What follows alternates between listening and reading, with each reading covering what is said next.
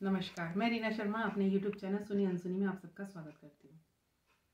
दोस्तों, अभी मैंने जो लास्ट वीडियोस बनाई हैं वो इस पे बनाई हैं कि जब राजा राम जी अपना कार्य राजधर्म का पालन करने लगे और अपना राजकाज देखने लगे तो उन पर किस किस प्रकार के लोग आए अपने उसका न्याय मांगने के लिए। जब ऐसे ही राम जी अपना दरबार लगा कर बैठे थे तो एक तभी उन्हें बड़े तेज रोने चीखने चिल्लाने की आवाज़ें आई।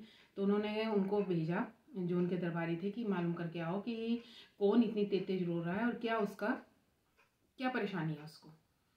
तो उनके दरबारी बाहर गए और उन्होंने देखा कि एक जो ब्राह्मण था, गरीब ब्राह्मण, वो बहुत तेज तेज रो रहा था और उसके हाथ में एक मरा हुआ लड़का था, उसका पुत्र, जिसको बार बार उसकी लाशें चिपटा के अपने से रो रहा था और कह रहा था कि मेरे पुत्र की अकाल मृत्यु हुई है। बाप के सामने पुत्र की मृत्यु होना एक तरीके से पिता की मृत्यु है और ये सब राजा का काम है, क्योंकि अगर राजा ढंग सही है और राजा अगर अपने धर्म का पालन कर रहा है तो उसके राज्य में कभी भी कोई अकाल मृत्यु नहीं हो सकती।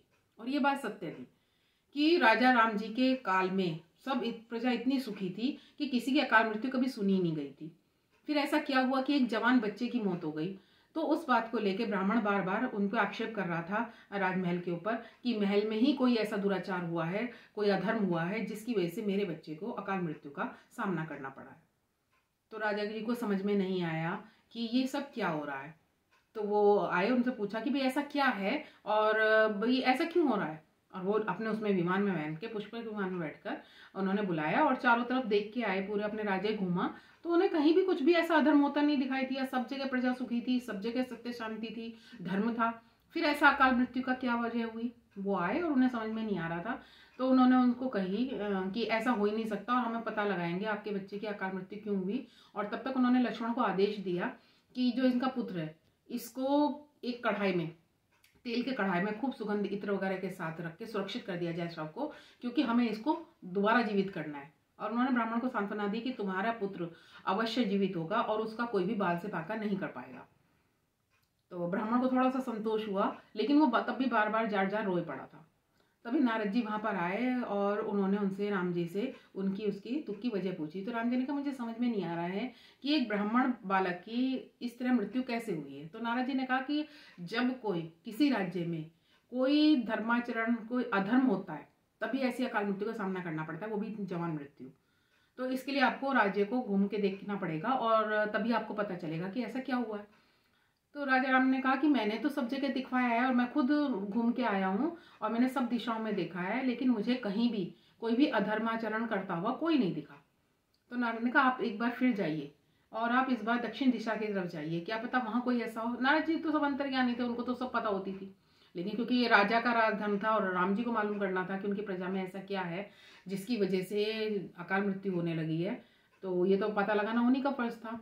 तो उन्होंने लक्ष्मण वगैरह को, भरत को, उनके वहाँ पे राज्य की वो सौंपी कि आप लोग राज्य की जिम्मेदारी देखें, सुरक्षित करें और इस बालक का शव भी सुरक्षित रखें और मैं पता लगा के आता हूँ कि ऐसा क्या वजह रही है। तो जब राजा राम वहाँ पहुँचे दक्षिण दिशा की ओर, तो वहाँ उन्होंने देखा कि जो बहुत बड़ा एक सरोवर था उसके पास के पेड़ पर एक तपस्वी उल्टा लटक कर, सिर के बल लटक कर और घोर तपस्या कर रहा था। तो राजा, उन्होंने देखा कि बड़ा तपस्वी है, भाई ऐसा क्या है। तो राजा राम थे, वो उनके पास पहुंचे, उसके पास तपस्वी के पास कि आप कौन है, अपना परिचय दीजिए और आप इतना भारी तपस्या क्यों कर रहे हैं, मुझे इसका कारण जानना है। आपकी क्या इच्छा है, आप क्या स्वर्ग लेना चाहते हैं या राजमहल की इच्छा रखते हैं, या क्या आपकी ऐसी कौन सी इच्छा है जिसकी वजह से आपको इतनी भारी तपस्या करनी पड़ रही है।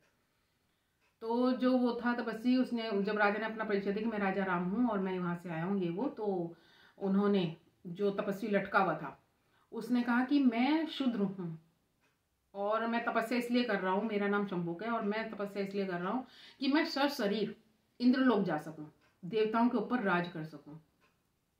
उसके इतना कहते ही राम जी ने अपनी तलवार निकाली म्यान से और उसका सिर कलम कर दिया, उसको मतलब मार दिया। और उनके शंभुक के मारते ही, क्योंकि उस वक्त जो था, कहा जाता है कि जो सबसे पहले हमारे उसमें रहा है धर्मों में, सबसे पहले सिर्फ ब्राह्मणों को ही यह हक था कि वो तपस्या कर सकते थे, किसी और भी जात को किसी को तपस्या करने का हक नहीं था।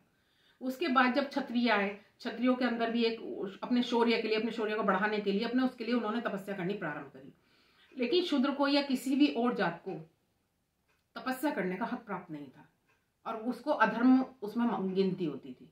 तो राम जी ने जब उसका जैसे ही सिर कलम किया तभी उनके ऊपर फूलों की वर्षा होने लगी और सभी देवता व दुदुम्बी बजाते हुए आ गए कि आपने बहुत सही किया, अब ये शरीर स्वर्ग नहीं आ पाएगा, अब उसकी आत्मा स्वर्ग में रहे, जहाँ रहे उसकी तपस्या के फल से उसको जो मिले, लेकिन शरीर अब ये नहीं आ पाएगा। तो जो उस वक्त के थे, अब तो सभी को पता है कि सब क्या चल रहा है समाज में, लेकिन जो उस टाइम सतयुग और त्रेता युग वगैरह की बातें हैं उसमें इन चीज़ों का बहुत ज़्यादा महत्व था। उस जरा से इसका अधर्म माना गया और इसी अधर्म के कारण एक ब्राह्मण के पुत्र की अकाल मृत्यु हो गई, ये बहुत बड़ी बात थी। तो जब सारे देवता आए तो उन्होंने उनकी जय जयकार करी श्री रामचंद्र जी की और कहा कि तुमने जो इनका वध किया है और सबको मुक्ति दी है, उसके लिए बताइए आप क्या वर चाहते हैं। तो राम जी ने कहा कि मैं बस उस ब्राह्मण बालक को जीवित देखना चाहता हूँ, ताकि भाई मेरे ऊपर से कलंक हटे कि मेरे राज में एक बालक की अकाल मृत्यु हुई। तो उन्होंने कहा, इंद्र वगैरह सभी देवता बोले कि वो बालक तो आपके इसका शर्म कलम करते ही, क्योंकि वो पाप खत्म हुआ तो वो जीवित हो गया है बालक और अपने परिवार में जाके मिल गया है। तो राम जी बड़े खुश हुए और फिर वापस उनका सबका धन्यवाद देके वापस अपने महल में आ गए। तो जो उस वक्त के ये वाल्मीकि रामायण में प्रसंग आता है उसी में मैंने पढ़ा था। तो दोस्तों, अगर आपको मेरी चैनल, मेरी वीडियोस सब अच्छे लगते हैं तो प्लीज़ मेरे चैनल को सब्सक्राइब करना ना भूलें।